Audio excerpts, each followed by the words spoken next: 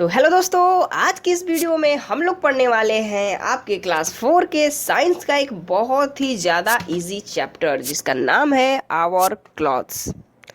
ये चैप्टर 8 में दिया है किसी बुक में 7 में भी है, किसी बुक में 9 में है। यदि आपके बुक में कोई और चैप्टर में दिया है तो कोई बात नहीं है, आवर क्लॉथ्स आपको पढ़ना है। आप यहाँ पे पढ़िए, आपका पूरा कॉन्सेप्ट यहाँ पे क्लियर होगा।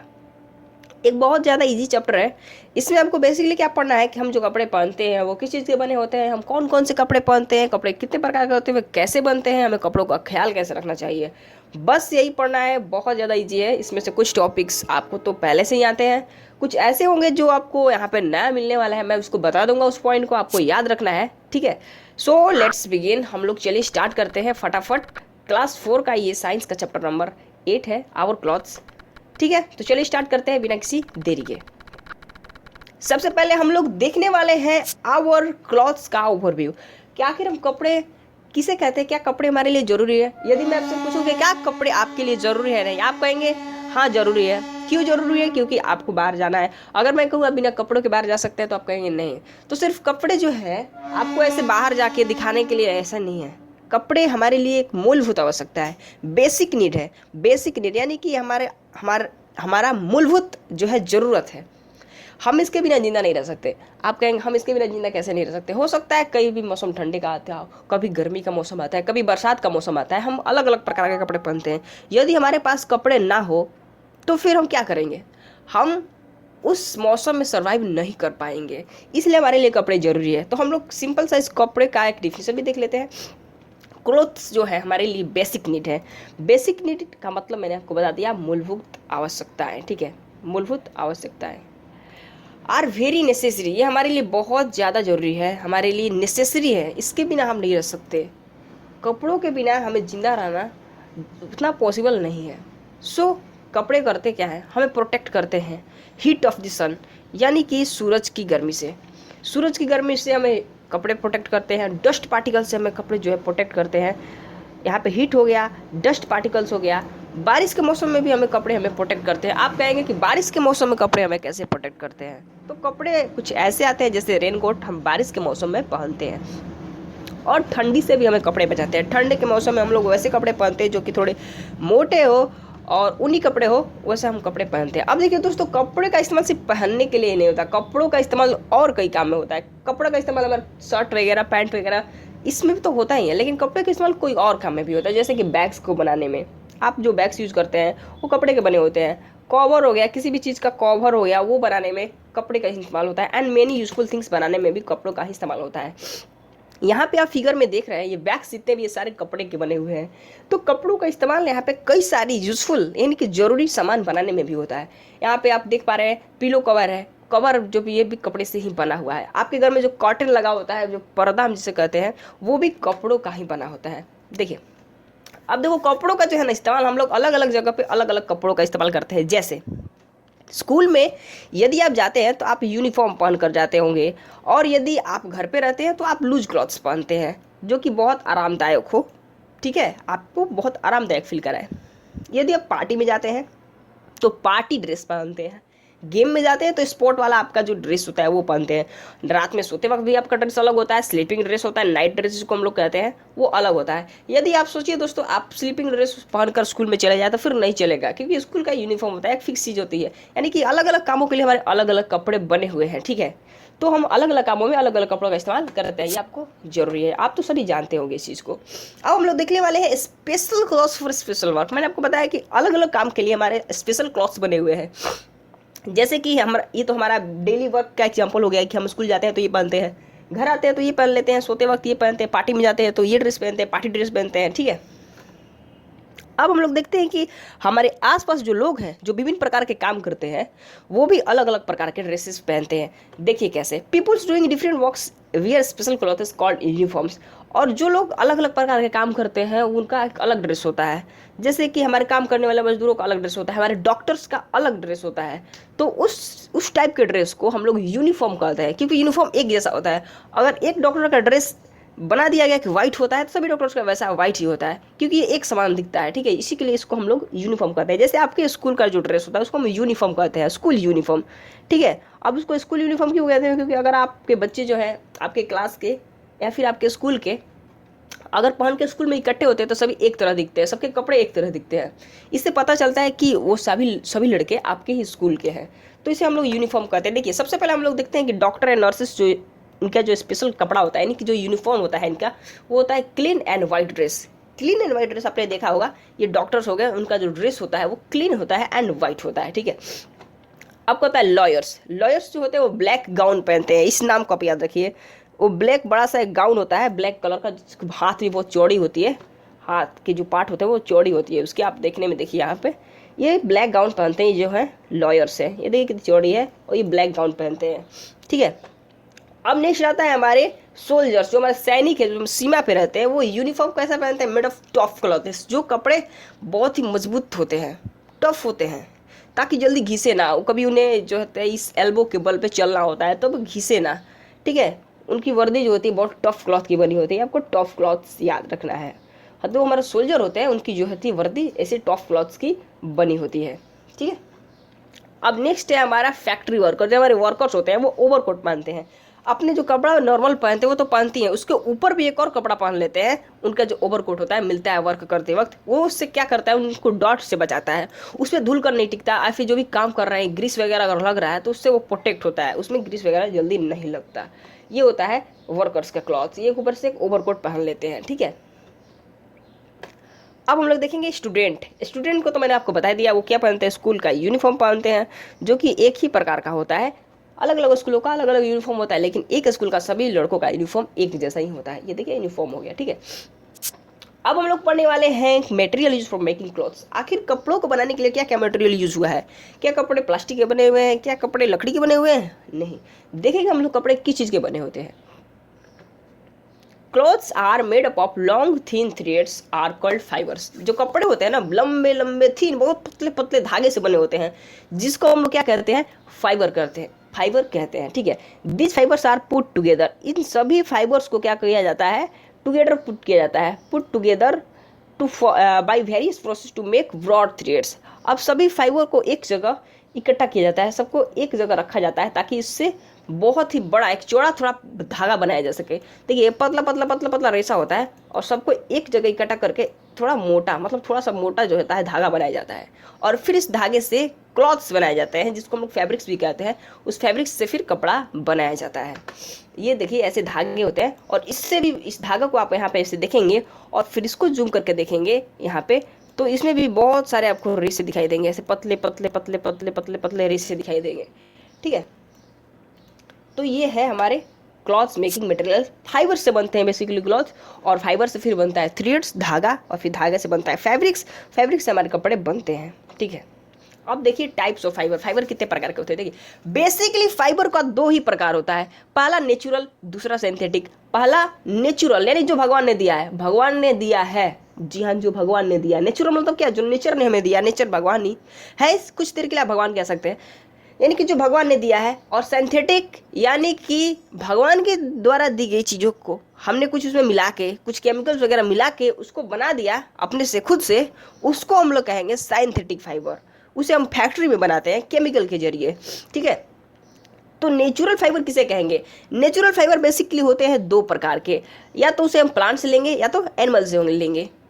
भगवान के द्वारा दिया गया दो ही चीज़ तो है इस धरती पे, प्लांट्स एंड एनिमल्स। तो उनके द्वारा जो फाइबर मिलता है हमें, उनको हम कहते हैं नेचुरल फाइबर। क्या कहते हैं, नेचुरल फाइबर। और सिंथेटिक फाइबर किसे कहते हैं, जो हमारे द्वारा बनाए जाते हैं फैक्ट्रीज में केमिकल्स का इस्तेमाल करके, उसको कहते हैं हम लोग सिंथेटिक फाइबर। बहुत ईजी है। नेचुरल फाइबर किसे कहते हैं, fibres we get from plant and animals. And ऐसे फाइबर जिसे हमें प्लांट्स और एनिमल से मिलते हैं, वो उससे हम लोग कहते हैं नेचुरल फाइबर। और सिंथेटिक फाइबर किसे कहते हैं, वैसे फाइबर जो कि फैक्ट्रीज में बनते हैं, किसके द्वारा, केमिकल्स के द्वारा, उसे हम लोग कहते हैं सिंथेटिक फाइबर्स। चलिए अब एक एक करके पहले प्लांट फाइबर्स के बारे में पढ़ेंगे, फिर एनिमल फाइबर्स के बारे में पढ़ेंगे, और फिर सिंथेटिक फाइबर्स के बारे में लास्टली पढ़ेंगे। थोड़ा थोड़ा आपको यहीं पे सीखना है, यहीं पे कुछ चीज़ें याद रखनी है, बाकी सब तो आप जानते ही हैं। देखिए प्लांट फाइबर्स के बारे में हम लोग क्या पढ़ने वाले हैं। Plant keeps us cotton. अब प्लांट से हमें क्या क्या मिलता है, फाइबर के रूप में कॉटन मिलता है, लाइनेन मिलता है, जूट मिलता है, क्वायर मिलता है। ये चारों नाम बहुत ज़्यादा इंपॉर्टेंट है। इसी चारों से क्वेश्चन आएंगे कि जूट किससे बनाया जाता है, क्वायर कैसे बनता है, क्वायर किस प्लांट का होता है, कॉटन किस प्लांट का होता है, ठीक है। तो यही सब क्वेश्चन आएंगे। चारों का नाम पहले याद कर लो कि प्लांट क्या क्या देता है। कॉटन, जूट तो आपको याद होगा ही। लाइनेन एंड क्वायर, COIR, क्वायर, इसे आप याद कर लो, ठीक है। कॉटन के बारे में हम सबसे पहले देखेंगे, चारों के बारे में थोड़ा थोड़ा पढ़ लेंगे। कॉटन किसे कहते हैं? ये कॉटन प्लांट से हमें मिलता है, वो कॉटन बॉल के रूप में होता है। देखो मैं आपको कॉटन दिखा देता हूँ, ये है कॉटन, ठीक है। ये कॉटन बॉल गोल गोल आपको बॉल की तरह दिखता है, और ये कॉटन प्लांट से हमें मिलता है। कपास का पौधा होता है, जिस कॉटन मतलब होता है कपास, इसी से हमें मिलता है कॉटन, और कॉटन से बनता है सूती कपड़े, ठीक है। ये बहुत ज़्यादा हल्का होता है, फ्लफी होता है, बहुत ज़्यादा मुलायम होता है, लाइट एंड फ्लफी। इसका यही गुण है कि कैसा होता है, लाइट एंड फ्लफी। अब हम लोग पढ़ेंगे लाइनेन के बारे में। लाइनेन ये भी एक फाइबर है जो कि प्लांट से मिलता है। कौन से प्लांट से मिलता है? पहला क्वेश्चन आएगा, कॉटन कौन से प्लांट से मिलता है? कॉटन कॉटन प्लांट से मिलता है। अब पूछा जाएगा कि लाइनेन कौन से प्लांट से मिलता है? तो लाइनेन जो मिलता है वो फ्लैक्स के प्लांट से मिलता है, FLX, flax plant. Flax plant आपको मैं दिखाऊंगा आगे, पूरी डिटेल्स में दिखाऊंगा कैसे बनते हैं उससे, फ्लैक्स प्लांट से कैसे कैसे बनता है। अब एक बार दिखा देता हूँ फ्लैक्स प्लांट। देखो ये जो अभी इमेज देख रहे हो, ये फ्लैक्स प्लांट से बने हुए धागे हैं, कितने मजबूत दिख रहे हैं। तो ये सब फ्लैक्स प्लांट से बनते हैं। अब फ्लैक्स प्लांट से कैसे बनता है? ये इसके स्टीम से, जो उसका तना होता है ना प्लांट का, उसको अलाउ किया जाता है रॉट, यानी उसे सड़ने के लिए छोड़ दिया जाता है। इसके बाद उसको पीटा जाता है, पहले उसको पानी में सड़ा दिया जाएगा, फिर इसको पीटा जाएगा एंड सेपरेट फाइबर, तब उससे अलग हो जाएगा क्या, फाइबर। अब उसकी बुनाई होगी, स्पन किया जाएगा, और फिर उससे धागे बनेंगे। क्या बनेंगे? यार्न बनेंगे, जो कि बहुत मजबूत होते हैं। यहाँ पे आप देख पा रहे हो, ये उसी का धागा है, यार्न। यार्न मतलब होता है धागा। और फिर उसको बुनाई होगा, ठीक है। वूवन, वूवन मतलब बुनना।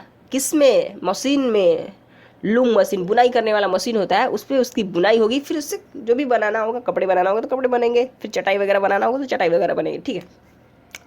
अब हम लोग देखने वाले हैं जूट के बारे में। हम लोग दो चीज़ पढ़ लिए, कॉटन पढ़ लिया हमने, लाइनेन पढ़ लिया। लाइनेन कौन से प्लांट से मिलता है? Flex plant. जूट के बारे में पढ़ेंगे। जूट जो है कौन से प्लांट से हमें मिलता है? तो ये मिलता है जूट प्लांट से।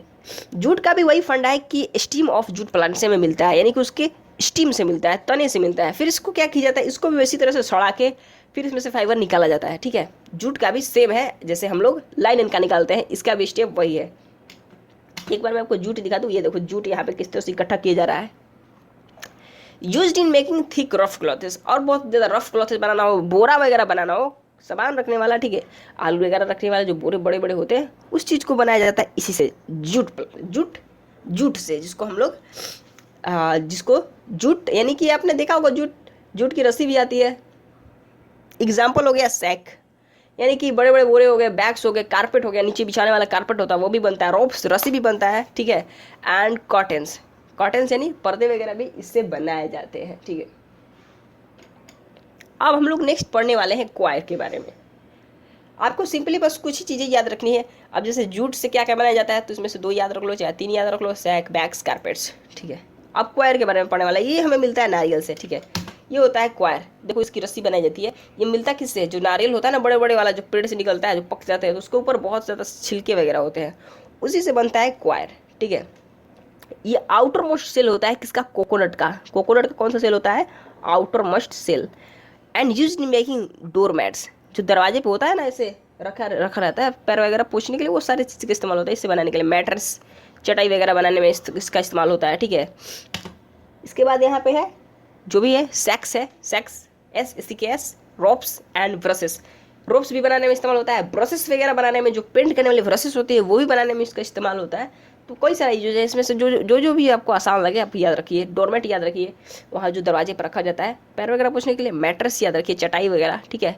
इसके बाद रोप्स याद रखिए, रस्सियाँ याद रखिए, ब्रश याद रखिए, 4 थॉप याद रखिए इसमें, ठीक है। तो ये हमने देख लिया प्लांट फाइबर्स, कौन कौन से प्लांट्स में कौन कौन सा फाइबर मिलता है, उससे क्या क्या बनता है, ये हमने देख लिया, बहुत ज़्यादा इंपॉर्टेंट था। अब हम लोग देखने वाले एनिमल्स फाइबर्स के बारे में। चलिए सबको इरेज कर देते हैं।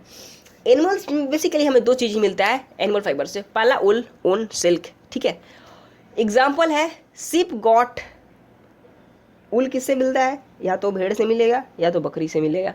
उनको कैसे होते हैं? थिक हेयर होते हैं उनके बॉडी पे, मोटे मोटे बाल होते हैं, और इसी थिक हेयर को हम लोग कहते हैं फ्लिस।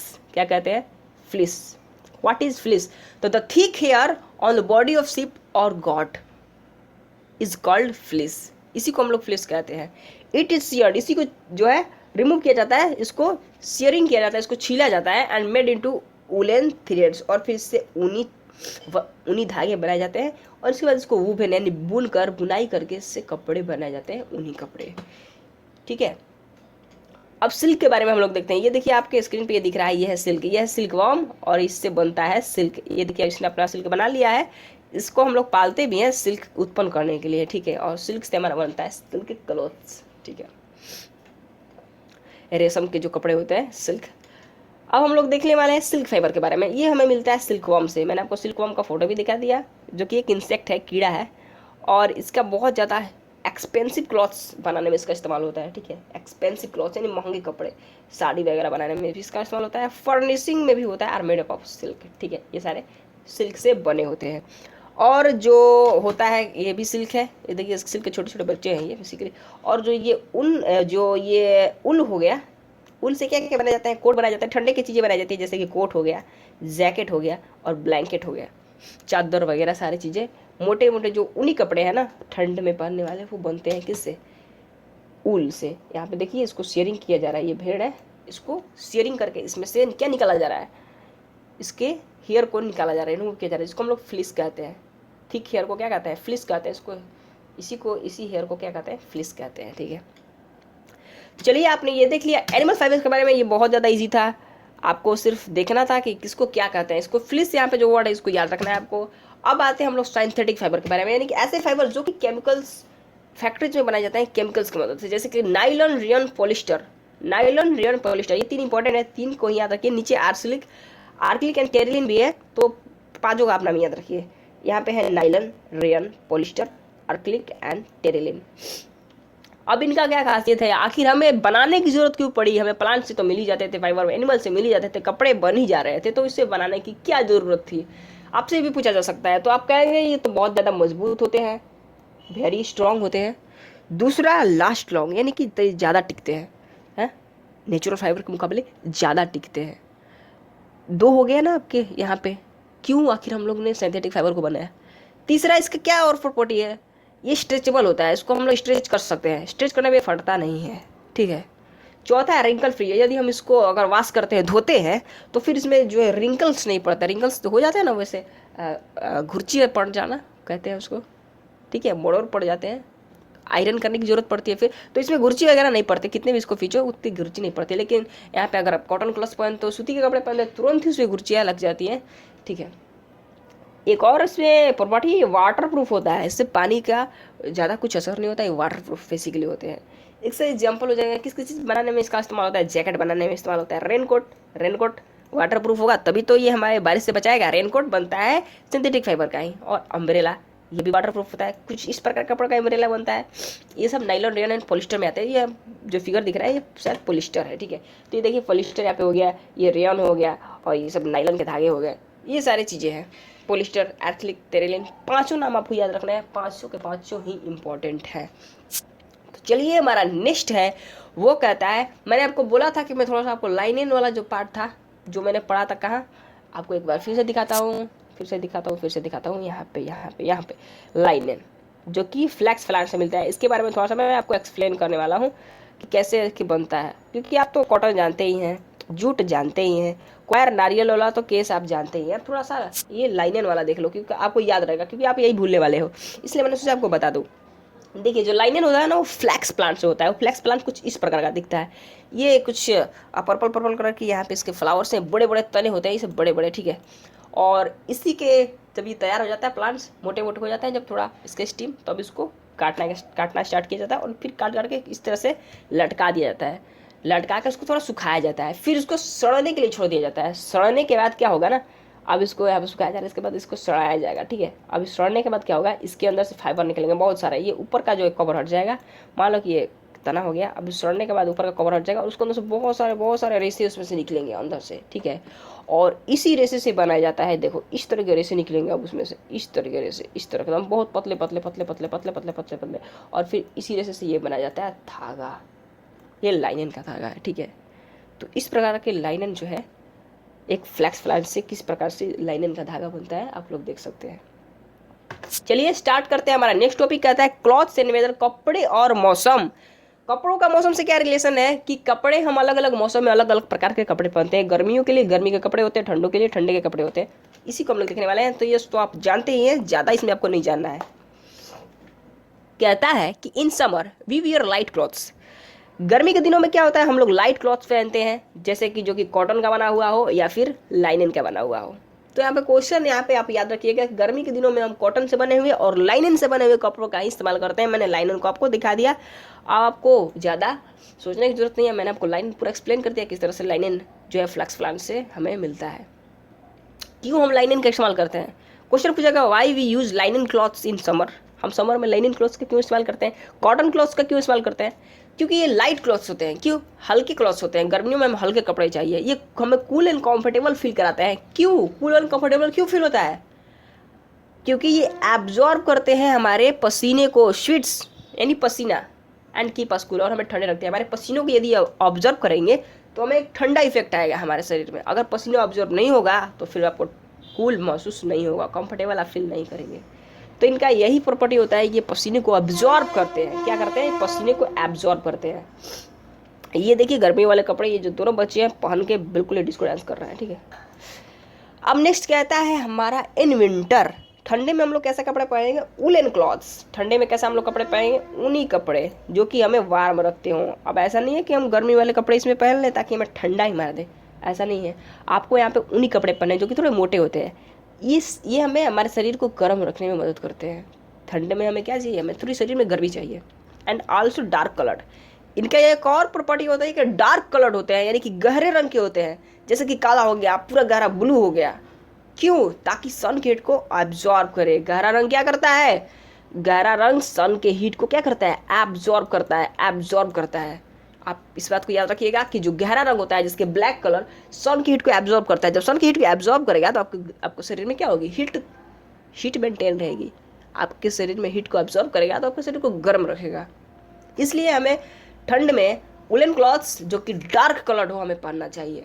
आपसे क्वेश्चन पूछा जाएगा कि डार्क कलर्ड हम लोग क्यों पहनते हैं ठंडे में, ठंडी के दिन में हमें डार्क कलर क्लॉथ्स क्यों पहनते हैं, और गर्मियों के दिन में हम लोग हल्के कपड़े क्यों पहनते हैं, लाइट क्लॉथ जिसका जो कि वाइट कलर का हो, ठीक है, ये हम लोग गर्मियों में पहनते हैं। लेकिन जो काले कपड़े होते हैं, काले रंग के होते हैं या फिर ब्लू रंग के होते हैं, गहरे कलर के होते हैं, वो हम लोग पहनते हैं विंटर में, ताकि गहरे कलर को जो गहरा कलर होता है वो सन के हीट को एब्जॉर्ब करता है। क्या करता है, एब्जॉर्ब करता है, ठीक है, एब्जॉर्ब करता है, इसीलिए हम लोग पहनते हैं। ये देखिए ये डार्क कलर है जो कि ठंडे में इस बच्चे ने पहना है, समझ गए। अब हम लोग देखने वाले हैं केयर ऑफ क्लॉथ्स, इन कपड़ों का हम लोग जो केयर कैसे करेंगे, देखभाल कैसे करेंगे। कपड़े देखभाल करना जरूरी है भाई, हम लोग पहनते हैं